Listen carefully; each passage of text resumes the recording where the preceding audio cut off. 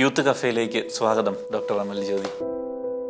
സന്തോഷമുണ്ട് വീണ്ടും യൂത്ത് കഫേയിലേക്ക് അതിഥിയായി വന്നതിൽ.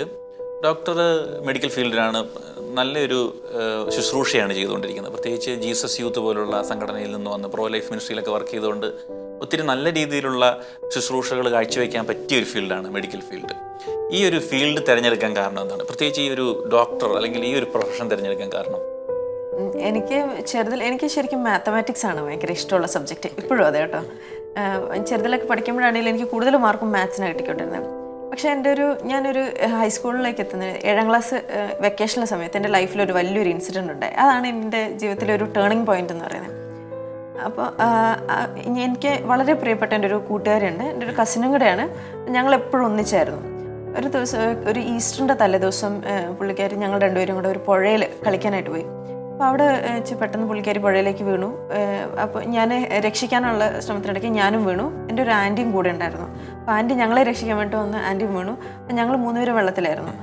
അപ്പോൾ ഇങ്ങനൊരു സമയത്ത് എനിക്ക് പെട്ടെന്ന് തലേദിവസം ഞങ്ങൾ ഈസ്റ്ററിന് വേണ്ടി കുമ്പസാരിച്ച് ഒരുങ്ങിയിരിക്കുകയാണ്. അപ്പോൾ ശനിയാഴ്ച ആയതുകൊണ്ട് രാവിലെ കുർബാനയ്ക്കൊക്കെ പോയിട്ടാണ് വന്നത്. അപ്പോൾ എന്തോ ആ സമയത്ത് ഞാൻ പെട്ടെന്ന് എൻ്റെ ഈശോയെ എന്നാണ് ഞാൻ വിളിച്ചത്. കാരണം വേറെ ആരും നമുക്ക് രക്ഷിക്കാനില്ലല്ലോ. നമ്മുടെ ലാസ്റ്റ് ഓപ്ഷൻ എന്നല്ല ഞാൻ ഈശോയെ വിളിച്ചത്. അപ്പോൾ എന്തോ അത്ഭുതകരമായിട്ട് എനിക്ക് അവിടെ നിന്ന് രക്ഷപ്പെടാൻ പറ്റി. ഞാൻ ആൻറ്റീനെ പിടിച്ച് കയറ്റി. പക്ഷേ എൻ്റെ കസിനെ എനിക്ക് രക്ഷപ്പെടുത്താൻ പറ്റിയില്ല. പുള്ളിക്കാരി മരിച്ചുപോയി. അപ്പം ആ ഒരു സമയത്ത് ഞാനിങ്ങനെ ഒരു പാറയിൽ ഇങ്ങനെ കയറി നിൽക്കുന്ന സമയത്ത് മറ്റ് രക്ഷപ്പെടുത്താൻ വന്ന ആൾക്കാരൊക്കെ വന്ന് പുള്ളിക്കാരിനെ വെള്ളത്തിൽ നിന്ന് എടുക്കുന്നതും എടുത്തിങ്ങനെ തുളയിടുന്നതും ഇതൊക്കെ ഞാൻ കണ്ടുകൊണ്ടിരിക്കുക. അപ്പോൾ ഇത് കഴിഞ്ഞ് പുള്ളിക്കാരിനെ ഹോസ്പിറ്റലിൽ കൊണ്ടുപോയി. അപ്പോൾ എന്നെ ഹോസ്പിറ്റലിൽ കൊണ്ടുപോയി. അപ്പോൾ ഒരു ഹോസ്പിറ്റൽ എന്നൊരു ഇത് വരുമ്പോൾ എൻ്റെ മനസ്സിൽ ആദ്യം വരുന്ന പിക്ചർ ഇതാ, ഈ ഒരു മരണത്തിൻ്റെ ഒരു ഇൻസിഡൻറ്റാണ്. അപ്പം അന്നേരം മുതലേ എൻ്റെ മനസ്സിലൊരു ആഗ്രഹമുണ്ട്, എനിക്ക് ആരുടെയെങ്കിലൊക്കെ ജീവൻ രക്ഷിക്കണം. കുറച്ച് പേരെങ്കിലും ഒരു പക്ഷേ ഏതെങ്കിലും ഒരു ഇങ്ങനെ ഒരു മെഡിക്കൽ ഫീൽഡ് ആകുമ്പം എനിക്കിങ്ങനെ ഒരുപാട് പേരെ മരണത്തിൽ നിന്ന് രക്ഷിക്കാൻ എനിക്ക് പറ്റും. അവസാനം നമ്മൾ എത്താതെ ഒരു ഡോക്ടറിൻ്റെ കയ്യിലായിരിക്കും. അപ്പോൾ ആ ഒരു ഇതിലാണ് എനിക്ക് മെഡിക്കൽ ഫീൽഡിലേക്ക് വരികയെന്നൊരു താല്പര്യം വന്നത്. അതുപോലെ കൂടുതൽ എനിക്ക് അതിലൂടെ ഈശോയിലേക്ക് അടുക്കാൻ, ഈശോയെ പറ്റി കൂടുതൽ ഒരു വലിയൊരു ശുശ്രൂഷ തന്നെയാണല്ലോ ഈ ഒരു ഫീൽഡ്. പ്രത്യേകിച്ച് ഇപ്പം ഡോക്ടർ പറഞ്ഞ പോലെ തന്നെ ജീവൻ അല്ലെ, നമ്മളെല്ലാവരും ചെല്ലുന്ന ഒരു സ്ഥലമാണ് ഡോക്ടറിൻ്റെ. അപ്പം ഒത്തിരി നല്ല രീതിയിൽ ഗൈഡ് ചെയ്യാൻ പറ്റുന്ന, പ്രത്യേകിച്ച് അതിൻ്റെ സയൻറ്റിഫിക് വശങ്ങളൊക്കെ വേറെ, ഞാൻ പറഞ്ഞ നല്ല രീതിയിൽ കുറേ ഗൈഡ് ചെയ്യാൻ പറ്റുന്ന, കൂടുതലും ഇപ്പോഴത്തെ പ്രശ്നങ്ങളൊക്കെ അറിയാൻ പറ്റുന്ന ഒരു ഫീൽഡാണല്ലോ.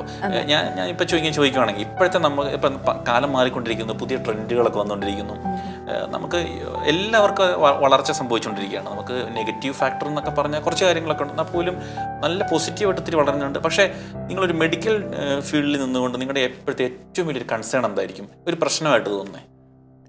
അതായത് ഞാനിങ്ങനെ എൻ്റെ ഒരു ഒബ്സർവേഷനിൽ നോക്കുമ്പോൾ നമുക്ക് ഒരു യങ് ഫാമിലീസിൽ ഏറ്റവും കൂടുതൽ കാണുന്ന ഒരു പ്രശ്നം എന്ന് പറഞ്ഞു കഴിഞ്ഞാൽ ഇൻഫെർട്ടിലിറ്റി ആണ്. അതായത് മക്കളില്ലാത്ത അവസ്ഥ. അത് 2 തരമുണ്ട്. അത് പ്രൈമറി ഇൻഫെർട്ടിലിറ്റി എന്ന് പറയുന്നുണ്ട്, സെക്കൻഡറി ഇൻഫെർട്ടിലിറ്റി ഉണ്ട്. പ്രൈമറി ഇൻഫെർട്ടിലിറ്റി എന്ന് പറഞ്ഞു കഴിഞ്ഞാൽ നമുക്ക് ഒരു കുട്ടി പോലും ഇല്ല, ആ ഒരു അവസ്ഥയാണ് പ്രൈമറി ഇൻഫെർട്ടിലിറ്റി. അപ്പം അതിൽ നമ്മൾ പ്രധാനമായിട്ട് വരുന്ന പ്രശ്നം എന്ന് പറഞ്ഞാൽ ആദ്യം കല്യാണം കഴിഞ്ഞവിടെ ആദ്യമേ കപ്പിൾസ് തീരുമാനിക്കും നമുക്ക് 1-2 വർഷത്തേക്ക് മക്കൾ വേണ്ട, കുറച്ച് നാൾ നമുക്ക് ഇങ്ങനെ അടിച്ചു പൊളിച്ച് എൻജോയ് ചെയ്ത് നടക്കാം. കാരണം ആ ഒരു യൂത്തിൻ്റെ ഒരു ഇതിലാണ്. അപ്പം അങ്ങനെയൊക്കെ ചിന്തിച്ച ആളുകൾ എന്ത് ചെയ്യും, അവർ ആ ഒരു പ്രഗ്നൻസി എന്ന് പറയുന്നതിന് പോസ്റ്റ്പോൺ ചെയ്യും, ഒരു 1-2 വർഷത്തേക്ക് മാറ്റി വെക്കും. ആ മാറ്റി വെച്ച് കഴിയുമ്പോൾ ഒരു പക്ഷേ ആ സമയത്ത് ഉണ്ടാവണമെന്നില്ല. അതിൻ്റെ ഒരു സ്പിരിച്വൽ സൈഡ് എന്ന് പറഞ്ഞാൽ നമ്മൾ ആ ദൈവത്തിൻ്റെ ഒരു പ്ലാൻ ഒരു പക്ഷേ നേരത്തെ ആയിരുന്നെങ്കിൽ അതിന് വിരുദ്ധമായിട്ട് നമ്മൾ പ്രവർത്തിക്കുന്നു. അതിൻ്റെ ഒരു മെഡിക്കൽ രീതിയിൽ പറയുകയാണെങ്കിൽ നമുക്കിപ്പം പ്രായം കൂടുന്നവരും നമ്മുടെ ഫെർട്ടിലിറ്റി കുറഞ്ഞു വരുന്നത്. അപ്പം പ്രത്യേകിച്ച് നമ്മളിപ്പം വിവാഹം കഴിക്കുന്നതൊക്കെ മിക്കവാറും എല്ലാവരും ഇപ്പം പെൺകുട്ടികളൊക്കെ 25 വയസ്സിന് ശേഷമാണ്. അപ്പോൾ ആ 25 വയസ്സിന് നമുക്കൊരു 30 വയസ്സിനുള്ളിൽ ആണ് നമ്മുടെ ഏറ്റവും നല്ല ഫെർട്ടൈൽ പീരീഡ് എന്ന് പറയുന്നത്. നമുക്ക് കുട്ടികളുണ്ടാകാൻ ഏറ്റവും സാധ്യത ആ സമയത്താണ്. അപ്പോൾ ആ ഒരു സാധ്യതയുള്ള സമയം നമ്മൾ അങ്ങ് മാറ്റി വെച്ച് കഴിയുമ്പോഴേക്കും നമുക്ക് വീണ്ടും കുട്ടികൾ ഉണ്ടാവാനുള്ളൊരു അവസരം കുറഞ്ഞു വരുന്നു. പിന്നെ ഈ സെക്കൻഡറി ഇൻഫെർട്ടിലിറ്റി എന്ന് പറഞ്ഞു കഴിഞ്ഞാൽ ഒരു കുട്ടിയുണ്ട്, പിന്നെ രണ്ടാമതൊരു കുട്ടി ഉണ്ടാവുന്നില്ല. അപ്പൊ അതും ഈ പറഞ്ഞ പോലെ ചിലവർക്കൊക്കെ ആദ്യമേ തന്നെ കല്യാണം കഴിഞ്ഞ് ആദ്യം തന്നെ ഫസ്റ്റ് സൈക്കിളിൽ തന്നെ കുട്ടികൾ ഉണ്ടായി കഴിയുമ്പോൾ പിന്നെ വിചാരിക്കും നമുക്കിങ്ങനെ സൊസൈറ്റിയിൽ നിന്ന് ഒരു നാണക്കേടൊക്കെ ഉള്ളവരുണ്ടാവും. അപ്പൊ അങ്ങനെയൊക്കെ വരുന്നവരെന്ത് ചെയ്യും, മിക്കവാറും വിചാരിക്കും ഇനിയിപ്പോൾ അടുത്തത് കുറച്ച് കഴിഞ്ഞിട്ട് ഒരു 5-6 വർഷം കഴിഞ്ഞിട്ട് മതി എന്ന് വിചാരിക്കും. അപ്പോഴും വീണ്ടും ഈ പറഞ്ഞ പോലെ തന്നെ നമുക്ക് ആ ഒരു നമ്മുടെ ഫെർട്ടൈൽ പീരീഡ് അങ്ങ് മുന്നോട്ട് നീങ്ങിക്കൊണ്ടിരിക്കുക. അപ്പം നമുക്ക് ആ രണ്ടാമത്തെ കുട്ടികൾ ഉണ്ടാവാനുള്ള ഇതും ഭയങ്കര സാധ്യത വളരെ കുറഞ്ഞു വരും. ഇതാണ് ഒരു മെയിൻ കൺസേൺ ആയിട്ട് നിൽക്കുന്നത്. അതെ അതെ. ഈ ഒരു പ്രത്യേകിച്ച് ഫെർട്ടിലിറ്റി ആയിട്ടൊക്കെ കണക്ട് ചെയ്ത് ഇതൊരു എനിക്കും എൻ്റെ പരിചയത്തിലും ഒത്തിരി നമുക്ക് ഞാൻ വർക്ക് ചെയ്യുന്ന സ്ഥലത്താണെങ്കിലും അല്ലെങ്കിൽ നേരത്തെ പരിചയമുള്ളതാണ്. ഒത്തിരി മക്കളില്ലാത്ത ഒത്തിരി പേരുണ്ട്, സങ്കടത്തോടെയൊക്കെ ഇരിക്കുന്നവർ.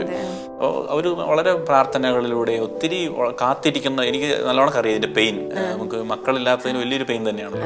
ഒത്തിരി പേര് കാത്തിരിപ്പുണ്ട് ഒരു കുഞ്ഞിന് വേണ്ടി കാത്തിരിപ്പ്. പക്ഷേ എനിക്കറിയാം വേറൊരു ഫാമിലി അടുത്ത കാലത്ത് അറിഞ്ഞാൽ ഒത്തിരി ഒരു 7 വർഷമായിട്ടോ അങ്ങാണ്ട് കുഞ്ഞുങ്ങളില്ല, പക്ഷേ ആൾ പ്രഗ്നൻ്റ് ആയ ഒരു പരിചയമുള്ളവർ വളരെ ഹാപ്പിയാണ് അവർ. എനിക്കറിയാം അതിൻ്റെ സന്തോഷവും സങ്കടവും എന്താണെന്ന്. നമുക്ക് ഒരു ജീവൻ നമുക്ക് അല്ലെ ദൈവം തരുമ്പോൾ അതിനെ സ്വീകരിക്കുക എന്നുള്ള ഒരു കോൺസെപ്റ്റ്. അപ്പം ഇതൊരു വലിയ കൺസേൺ തന്നെയാണ്. അപ്പം അതിനെ കൂടുതൽ അല്ലെ നമുക്ക് ദൈവികമായിട്ട് ചിന്തിക്കാനും അതല്ലെങ്കിൽ ദൈവത്തിൻ്റെ പദ്ധതിക്ക് വിട്ടുകൊടുക്കാനുള്ള ആ ഒരു ശ്രമം നമ്മുടെ ഭാഗത്തുനിന്ന് അല്ലെ നമ്മുടെ പുതിയ ജനറേഷൻ്റെ ഭാഗത്തുനിന്ന് ഉണ്ടാകുമ്പോൾ തന്നെ അതിനൊരു വലിയ ഒരു ദാനങ്ങളായിട്ട് പലതും നമ്മുടെ ജീവിതത്തിലേക്ക് വരും. അപ്പം അത്തരത്തിലുള്ള ഡോക്ടറിനും സാധിക്കട്ടെ അങ്ങനെയുള്ള അവയർനെസ് കൊടുക്കാൻ, ഡോക്ടറിനെ സമീപിക്കുന്നവരെയും അല്ലെങ്കിൽ ഡോക്ടറിൻ്റെ സംസാരങ്ങളിലൊക്കെ അങ്ങനത്തെ ആ ഒരു കൺസേൺ കയറി വരാൻ അതൊരു വലിയ പ്രതിബദ്ധത തന്നെയായിരിക്കും, സമൂഹത്തോട് കാണിക്കുന്ന ഒരു വലിയ സേവനം തന്നെയായിരിക്കും. അപ്പം അത്തരത്തിലും ഈ മെഡിക്കൽ ഫീൽഡിൽ നിന്നുകൊണ്ട് വർക്ക് ചെയ്യാൻ സാധിക്കട്ടെ. ജീവൻ്റെ മൂല്യം എന്താണെന്ന് ഡോക്ടർ പറഞ്ഞു, ഡോക്ടറിൻ്റെ ജീവിതത്തിൽ നിന്ന് തന്നെ പറഞ്ഞു. അപ്പോൾ ആ മൂല്യത്തെ നമുക്ക് കൂടുതൽ വളർത്തിയെടുക്കാം, കാത്തു സൂക്ഷിക്കാം. ഈ യൂത്ത് കഫേയിൽ അതിഥിയായി വന്നതിൽ ഒത്തിരി സന്തോഷം. Thank you.